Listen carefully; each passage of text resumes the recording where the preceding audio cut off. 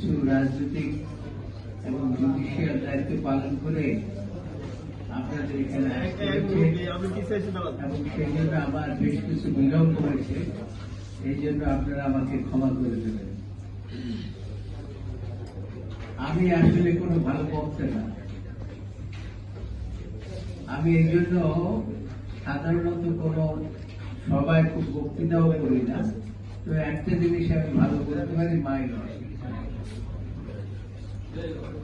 এই my lord বলে বলে গত 17 বছর সারা বাংলাদেশে যে হাজার হাজার লক্ষ লক্ষ ভৌতিক মামলা হয়েছে, সে থেকে মানুষকে মুক্ত করার চেষ্টা আমি করেছি। আজকে আমার বক্তব্য শুরুতেই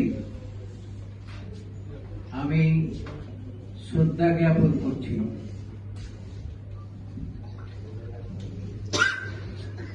বাংলাদেশের গণমানুষের নেতা এবং এই জাতীয়তাবাদ এবং এই দল, বাংলাদেশ জাতীয়তাবাদী দল যিনি সৃষ্টি করে গেছেন, যিনি স্বাধীনতার ঘোষণা দিয়ে গেছেন এবং স্বাধীনতার ঘোষণাই দেননি, তিনি নিজে যুদ্ধ করে বাংলাদেশকে স্বাধীন করেছেন। আমাদের সেই প্রয়াত নেতা শহীদ রাষ্ট্রপতি জিয়াউর রহমানের প্রতি আমি শ্রদ্ধা জ্ঞাপন করে আমি দু একটি কথা আপনাদের সামনে বলতে চাই। আমি এটা এই জন্য বললাম, এই ফ্যাসিস্ট সরকার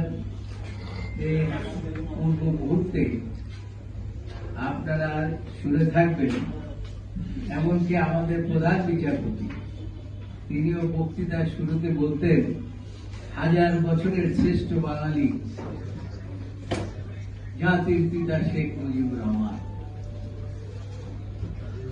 কিন্তু আমরা, আমাদের দলের একটা দুর্ভাগ্য, আমাদের নেতৃবৃন্দেরও একটা দুর্ভাগ্য, যে বক্তৃতার পূর্বে শহীদ রাষ্ট্রপতি জিয়াউর রহমানের নামটি তারা কেউ উচ্চারণ করতে চায় না। সেজন্য আমি, আমার খুব ব্যথা বেদনা, এই জন্য আমি আজকে যেহেতু এই 7ই নভেম্বরের